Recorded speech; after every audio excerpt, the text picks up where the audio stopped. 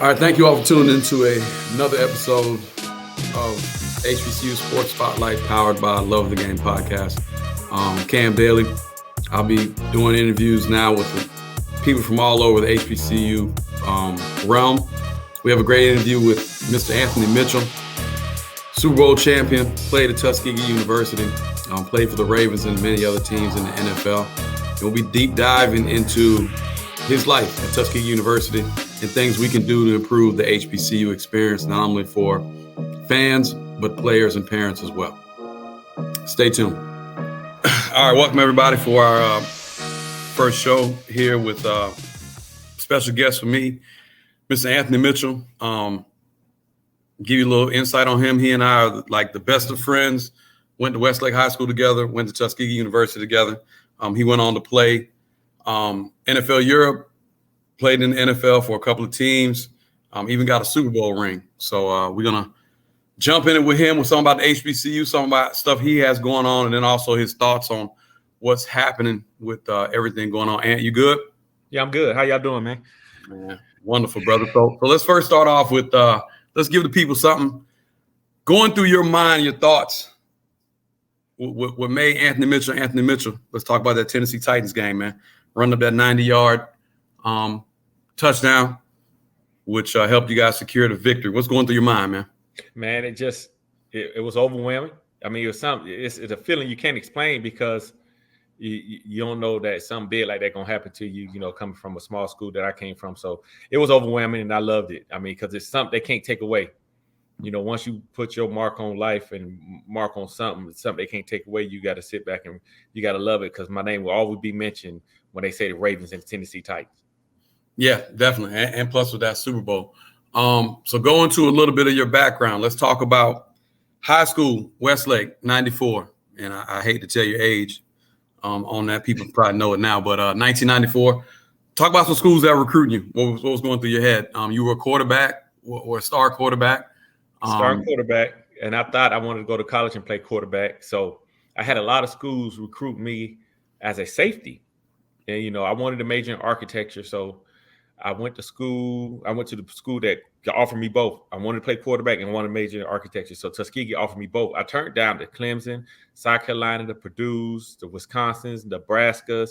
Let's go on and on. Not no major SEC schools, but some of the smaller tiers and some of the Power Five, but not the Alabamas or the Georgias. Mm-hmm. Let's talk about your freshman year on the HBCU campus. Go into it. We're gonna start with all of that and the good, and then we're gonna start going into letting you kind of freestyle and some of the stuff that compares PWI against HBCU. Freshman year. Yeah. Well, you know, you ain't know no better. And so we accepted the HBCU and Tuskegee for what it was worth. You know, we had fun while we was there, but once you turn around and you see it now, it got to change. And you know, I know what you're speaking about with it having to change. Go into a little bit of what you're referring to, because if those people on here don't understand that you have a son right now who's at a PWI, and then you have a son who's at Tuskegee playing, actually, and both are playing football. Well, when I mean changes, Tuskegee still, I mean, it's worse than it was when I was there. The dorms, the field, the facilities, the amenities, things that you think an athlete, and what they got to understand is you paying for the athlete service by giving them scholarship and education. But you still got to look at them, because you're only playing a sport a certain semester. And so can they be relaxed and enjoy what they have when they're not playing that sport? And I think, like, I worry more so for my kid that's at Tuskegee than I do for my one that's at the PWI, you know, because they taking care of them. They making sure they got study hall. They making sure they got somebody that can handle their mental health. They making sure they got somebody that's going to make sure they grades are good, and no one is taking advantage of them as far as their living expenses and where they stay. You know, and then when I flip it and go down to Tuskegee, you know, their apartments, they call they housing where they house some of the kids that I went and see my sons in the floor. I had to wipe my feet when I left the apartment. It was so nasty, you know, but, you know, and I think you got to start with the head. I don't think some of the people even go into some of the facilities that these kids are staying in and ask themselves, "Will my kid live here?" It's upsetting because everybody want to say we take care of our own when we actually don't. At Tuskegee, the new president, she launched an investigation and found out what 5 to 7 people were stealing from our kids. I mean, so how can we give back if we're stealing from ourselves? Glad you went into that because a lot of people don't understand funding, and you're talking about giving back and everything like that goes into HBCU that we don't get at a Power 5 or PWI. And a lot of people, you and like the Rusties, a lot of people who went to Westlake, and we all come back and we exchange stories. It's like somebody told me a long time ago, man, if I have kids, if they're going to be in athletics, I'm going to send them to a PWI. If they're going to just be on the academic side, I'm going to send them to a HBCU because they're getting to see their peers and other stuff like that. But we're so far behind on the athletic side. And why do you think that? Because everybody at the HBCUs, they pretty much want people to give towards the academic side. When the academic side ain't making you, is not making you money, a stream of revenue. If you build a facility to where you could pack out games and host different events, that's bringing in revenue. See, everybody wants you to, like Tuskegee. They didn't want Lionel Richie and Tom Joyner to build a stadium because they were scared they wanted one of their names on it. They wanted them to just donate the money to Tuskegee. No. For what? So y'all can steal it? They want their hands on stuff.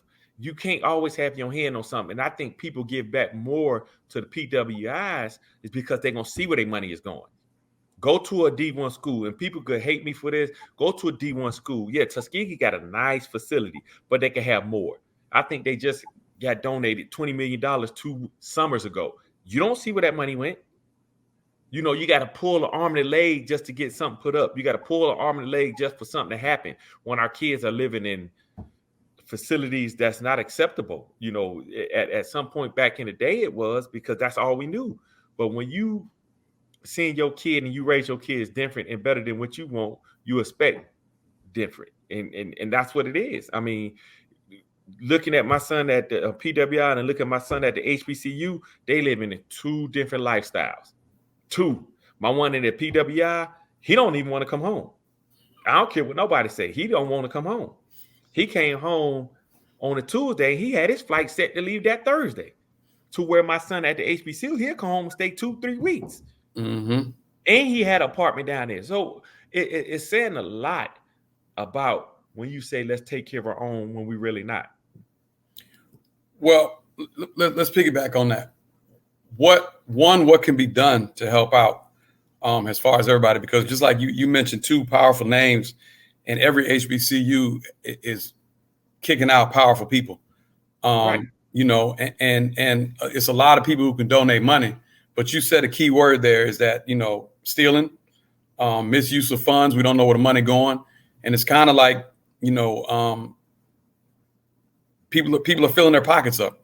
So yeah. What are some of the things you think can be done? You can't be scared to hire outside of the norm. I mean, you can't be scared to get rid of the outdated. And I think a lot of the HBCUs got a board that's too old to keep up with what is actually going on. The social media, the streams, the revenue through different online stuff. I think Tuskegee just now got an online class because of the pandemic. How do you not have you're a school like Tuskegee have an online program for people who want to graduate from Tuskegee?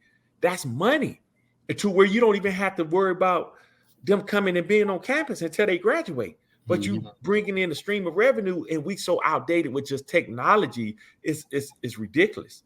And then we let kids go that could bring a new face to Tuskegee. And I could give you a prime example. Going on my 2nd year of marriage. So my wife's son, I say our son, he went to Tuskegee, majored in architecture, 4.0 student. Didn't want to give him no money. When they finally did, they gave him $1,000. And then you got to think he paying to where he transferred to Georgia Tech. Still a 4.0 student. Now Georgia Tech don't get the recognition of a kid graduating with a high degree like that. Not Tuskegee. We don't have the resources to keeping the kids we need in the school system, which is going to generate money. But so 2 or 3 years ago, we'll say 2, moving forward, there was a big trend about, I want to go to HBCU, start recruiting me and all sorts of stuff like that. I saw it as just a ploy for a lot of people because I said it was a trend. People were saying it made it look sexy. And then none of those people went to those schools. But back a little bit, you got to look at like what you said. You bring a 5-star recruit onto a Tuskegee University to sell him on his visit.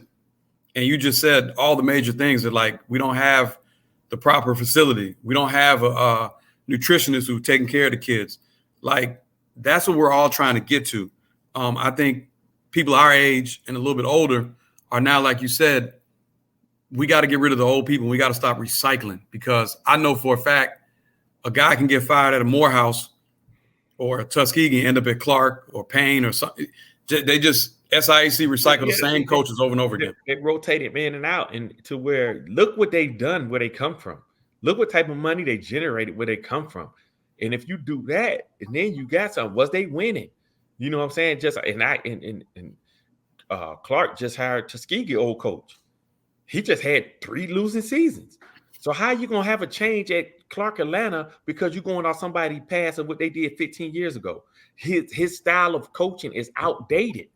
You see what I'm saying? We got to get up to date. Everybody trending off Deion and what he doing. So now Deion making HBCU look sexy again. No, people, you don't hear about Tennessee State. Tennessee State got a Heisman Trophy coach over there, and Eddie George.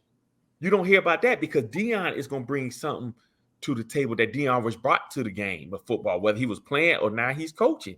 He's going to bring people. He's exciting to watch, period. You know, so people are going to want to be a part of what Deion doing. That don't mean every HBCU is doing the same thing. So we got to find a way to keep up with him by getting people in there that know how to bring in money, bring in funds, know how to fundraise, and know how to run the show to where we could get 5-star athlete like Deion did. Yeah. And don't get it twisted. Deion getting paid a nice penny. Let's make that clear. And so until you start doing stuff like that, but they knew Deion was going to bring in money so they could pay him what he wanted. Mm-hmm. Mm-hmm.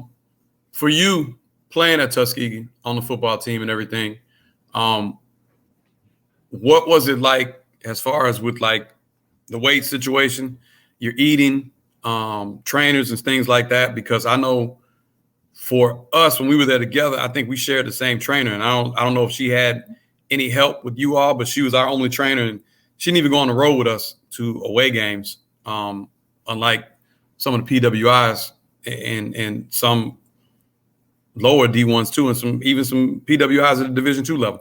Talk about that. It's sad once you get to the level I got to and look back and see what you actually supposed to have. Like back then, it was good because we didn't, like I said, we ain't know no better. You know, our high schools didn't have what they had. So when you go from a high school that don't have nothing to a college that don't really have nothing, you don't know no better. But when you sit back and you make it to the NFL and look back and visit school to see what they have, oh man, it's a totally different. You might well play park ball on a college level at an HBCU. You don't have no more than a park level. You have a building. We had now I look at it. We had 2 tables, 1 cold tub for over 53 kids. Come on. I mean, in the weight room, we it switched up. We end up working out at the bottom of a girl's dorm in a basement. It's just you have to do better in order to get better and see better results. So what is it going to take? You said Deion's bringing some people, but what is it going to take also at the high school level and the grassroots level, football and basketball and stuff like that, to get these kids? Because you and I both know for a fact, if a football program got a whole lot of 5-star, mid-major, high-major kids, and a basketball program too, HBCUs will be making noise. And years and years and years ago, those are the only schools we could go to. Right, but as I coached for 7 years on a high school level, won 5 state champions, never seen an HBCU come and look at any of our black kids. Never. Because their thing is they don't think they could get them. And so for as a high school coach, you failing kids not to reach out to every single school to see if a kid would fit their program. You failing the kids. I mean, how I not see not one HBCU at the school to where I coached and 70% of the football players was black. And I mean, and as an HBCU, you can't be scared to visit every single school to find athletes and shy away. Like Deion went after what he wanted. All HBCU coaches got to do it. On the flip side, all high school coaches got to reach out to everybody. But I find out that high school coaches only want what's gonna make it look good on them. So they want you to go to a Power 5 school. And that's the problem. And that's why you see so many guys in the transfer portal, because they can't compete on that level. The transfer portal always going to be with a lot of kids in it, because a lot of kids, they go to schools they really can't play at. Yeah, of course. What for you at Tuskegee, you said the architect and everything, the educational piece for you. I think for me, going to a HBCU after I went to junior college and everything like that, it really was great for me to be in classrooms with people who knew my story and kind of understood what I've been going through, whether it was upper class, middle class, or lower class people in my classrooms. But we all kind of had the same story. We all kind of felt what it was like to get, be hanging out somewhere and the police come, and, the feeling of having to take off running or being scared compared to anybody else. So, I mean, for me at Tuskegee, that was a major part in having the bonds we had. Talk about that a little bit. Oh man, I played fantasy football with a group of guys I went to Tuskegee with. It's a family though. It's a family. We went through stuff together. I mean, and I take it that that's pretty much at all colleges though. You're gonna meet a group of people that you're gonna grow with and continue to grow with. They're gonna make sure you're okay. But at the end of the day, it was something that you had to find friendship in people in order to make it through. Mm-hmm. Great. What can we do as far as trying to gain revenue and being able to keep it? Because, I've talked to people too.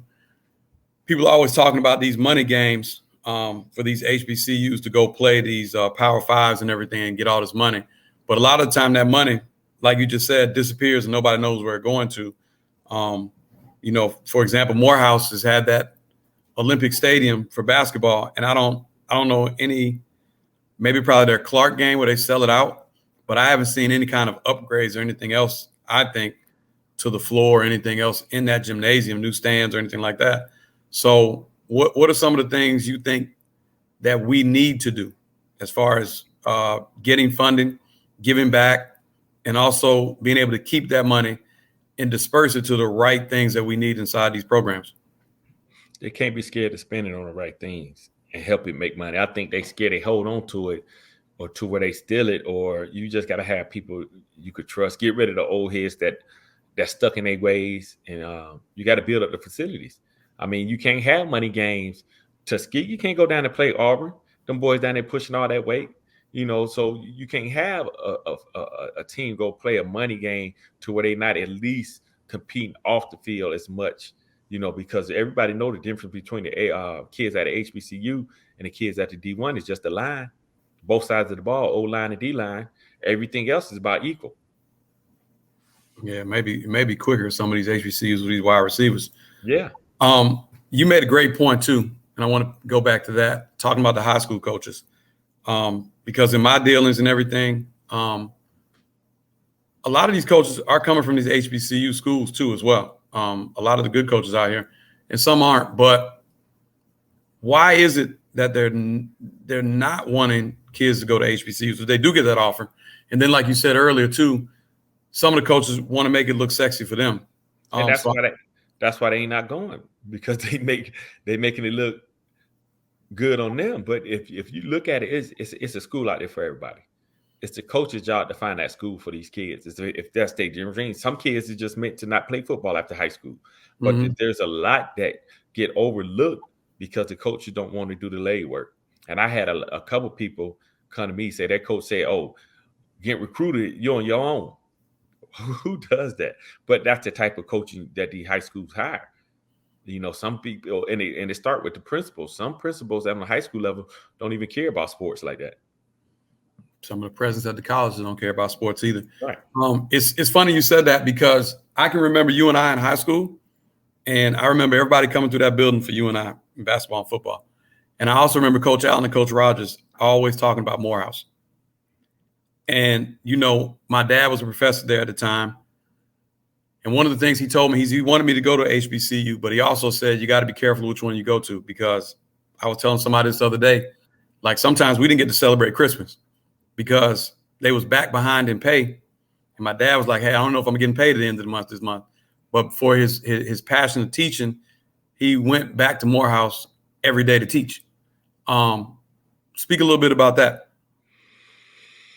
Man, it's one of those things to where, you enjoy yourself because you're around like-minded people. But when you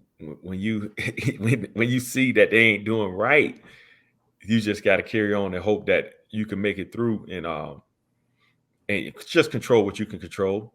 And that's more than half of it. And a lot of kids, that's what they do. They try to they go there, they find out it ain't all the hype they want it to be. And, because if you take away the partying at the HBCU, what do they really offer these kids? What makes them enjoy being at the school? What makes them want to be there? And that's the whole big thing. You can't just say go to an HBCU because you're gonna party to death, to where you don't even have the facilities to even get the proper. So it's one of those things to where we got to make a change from the head down. We can't be scared to put the money where it need to be to generate more money. Throwing up buildings is not all what they need, because if you go back and look at University of Miami, the city of Miami was built off the hurricane winning seasons. If you go back and look at the 30 for 30, they'll show you the buildings that's going up because the people wanted to come see them play football. And when the teams came from away, they brought a crowd because they wanted to see the game as well. So that's generating money for the city. And they was able to build, and that's why Miami the way it is now. Yeah. Another thing coaches can use, talk about homecoming. And you said it right. You talked about the partying that goes on, but it would be funny to me if one of these HBCUs, you could just like chart the crowd that comes in and think about how much money comes back to your university that you're not even getting because people are scared to donate, because just like you said, they don't know where the money going. Let me tell you something. And this is what you look at it when you visit different schools. I'm just gonna say different schools from here on out. When you did different schools, I took a kid to Virginia Tech. First thing they showed him was the building to where he's gonna do his studying and get his tutoring from, and his counselor. Let's flip side that. When you go to the different type of school, they make sure you come down where they playing the number one team that's gonna pack the goddamn Coliseum, homecoming. And the Tuskegee Morehouse game, that's when they're gonna get their recruits. False sense of advertisement, because it's not like that every day. You know what I'm saying? So and depending on what your parents looking for, they're gonna push you to the decision to where you're gonna be successful at. Yeah. So let me do this then. 2035, Anthony Mitchell gets named the new head coach at Tuskegee University. You walk in there, what are some things you're going to do on and off the court? I mean, on and off the field, because you did say fundraising, but give us a successful story for you. You walk into Tuskegee. First day as the head coach. First thing as head coach is fire everybody. Now, just weed through the good and the bad, because you can't. You can't have coaches there that judge kids off their appearance. And I found that that's a hard thing, and that's what some coaches do. But you got to make sure they're going, before even becoming a head coach, you got to have stuff in writing on what they're going to do for me to be successful. People just looking at the money on their end. But if you're looking at success, look at, because you have some kids that go to HBCU, the dream is to play on the next level. So you failing kids when you're not helping them get to that point the best way you know how. And you got to have stuff in writing: a better facility, better field, what we're going to do as far as nutrition, what we're going to do as far as weight room. I mean, if they don't even have that in line to be an improvement, you ain't gonna see no Anthony Mitchell as no coach at no. But so you got to make sure off the field stuff is good. Where's my tutors at? Where is the counselors that help the kids with mental health? Because that was one of the big things I had to ask them. When you got kids that get killed at Tuskegee, one of the football players got shot in the head last semester. Where is the counselor for the kids? The mental health part. At a PW, they got it all around. They got it to where, you're not going to be affected if somebody close to you passes. I mean, but it's a lot of stuff we got to update that you got to make sure it's going to be updated. And that's not happening right now. So what are the things you said updating? Anthony Mitchell walks in to be a president of a Clark Atlanta University. Give me 4 things you got to get that university where you want it. Well, you got to start with their facility as well. They had the Olympic track, and I don't think they redid that yet. The Olympic state, it's a lot, man. And that's across the board. You got to start with the same thing, making sure they promise you and put it in writing on what they're going to give you, what accessories you're going to have for the kids and yourself. Like, I don't understand why Morris Brown Stadium went down the way it did when Clark could have took that over. It's right across the street from their stadium they in now. Walking 10 yards? Come on, man. I mean, we don't think smart, and we want the outcome to be better than what it is. Yeah. And then let people know, too, that, even though we're talking about this is some stuff that needs to be said. This is our opinion, too, but we're not like bashing HBCUs because he and I both went to HBCU. We're trying to see better for, our student athletes and our students, period. So, Ant, talk about, your last couple of years there playing. I think, if I'm not mistaken, you had 2 different head coaches, right? Yeah, I had 2 different head coaches. I said. Talk about both of those guys. Well, one was, I mean, it is what it is. I mean, when Kamaji came, he was a different beast. He wanted grown man, and he treated you like grown man, but he also told you the truth about if you didn't get the grades, what's going to happen. If you run around these girls, what's going to happen. And one of the stories he used to say is, you chasing that girl when you flunk out, she's going to be look to the left of you, look to the right of you. That's going to be the man that's going to be with your girl that you chasing. I mean, but so he made you want to play for him more so than not. And that was the thing. He held you accountable. I mean, he didn't hide the fact of what you were and what you was doing, and he pulled the best out of you. I mean, and that's what happened. Yeah, and he was the AD at the time we were there too. Also, something that I don't think a lot of people understand, especially people who've gone to a PWI and everything. Let's talk about the process of getting you in classes in your books. Because I know when I came from junior college and I stepped foot on Tuskegee and they told me I had to go stand in this line. And I was like, what line? And it was that line that's out the back of the door right here. You got to go stand in that line to try and first get your classes, see about it. Then you got to go to the financial aid office. How do those athletes, just talk about your sons, the one who's at Eastern Carolina and the one who's at Tuskegee. Well, of course, it's a different process. I mean, like I said, I worry about the one at Tuskegee more so than East Carolina because they had everything. I mean, you're on campus first. So why is we waiting to get our books and get enrolled in classes? Because people don't want to work early. They want to do everything at once. Oh, you got to come on campus early to enroll the football player. So you got to come on campus to get the books. So, I mean, it's just a lot.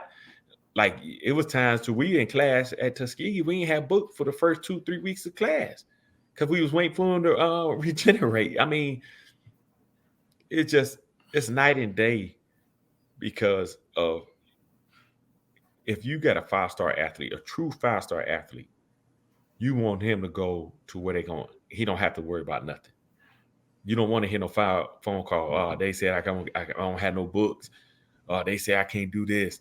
Yeah, and that's what the problem we're dealing with is we don't have stuff in place to handle the athletes or the regular students properly because they got them all mixed in together when it should be a separation.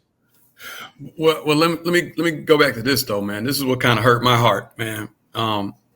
So Master P sends his son to Tennessee State. You know, talks to HBCU talk and everything like that. Master P got a lot of money.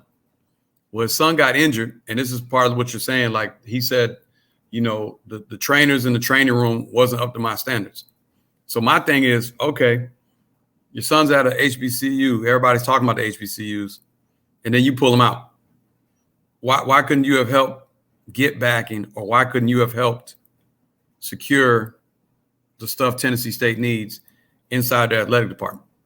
Like we got a lot of that too. A lot of people talk the talk, but then when it gets hit or when it gets hard, you know, nobody wants to be a part of the HBCU, or everybody, you know, did what they did 2 years ago. It was like, hey, I want to go to HBCU. HBCU recruit me. And then I'm seeing guys and stuff getting offers to HBCUs, or they went and then they're leaving immediately, or they're not even going just to try and take a step up. It was the hype. And then once you get there, you realize, oh, nah, they're not taking care of me as an athlete. And then I'm taking care of my son. So you pull them. And that ain't on the parents. That ain't on the athlete. It's on the school. If you get an athlete to come to your school, it's your job to keep him there, period. And that's what I think Tennessee State sued the state of Tennessee because of their state-funded school, and they haven't given them their money. So, and that goes to show. But you got to have people in place that know this, you know. And I think it took Eddie George to get there for them to figure out, hey, why we don't have this? We're a state-funded school, and that's what happened with Alabama State. They don't, and you got people overlooking and just going through the motions instead of doing the actual job. And like Master P, he knew what the type of facility this was before his son enrolled there. You know, you should have spoke up then and don't wait for him to get hurt. You know, I can't be mad that he pulled him because he found out that they ain't had the proper to take care of his son. So, I mean, it is what it is. But like you said, he got enough money that he could have helped. But why should it take one person? Tennessee State been around way longer than he has. So why take one person? Why are we going to put the blame or point the finger on one person to change Tennessee State whole outcome of what they have and what they're offering kids? No, it ain't just on Master P. You know, it's people before him, and there's people that's there. You can't just point the finger. I know what you're saying, but how can you point the finger at one person? Well, he's supposed to fix all their problems when they're a state-funded school? No, you point the finger at the school. Look, I had this dude's son here. You would have treated him right. Maybe he would have donated, but you didn't. So you failed, and now he took his son out. So now you lost a possible donation to the school from a guy who could have done it. That's how I look at it. Mm-hmm. Mm-hmm.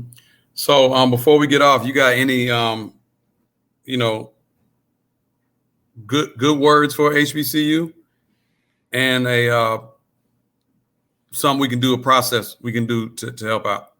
I mean, HBCU, they hopefully they coming around. Like Tuskegee just is getting a facility built.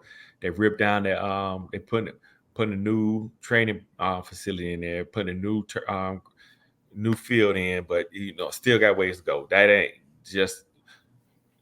just the beginning of it, but it should have been happening.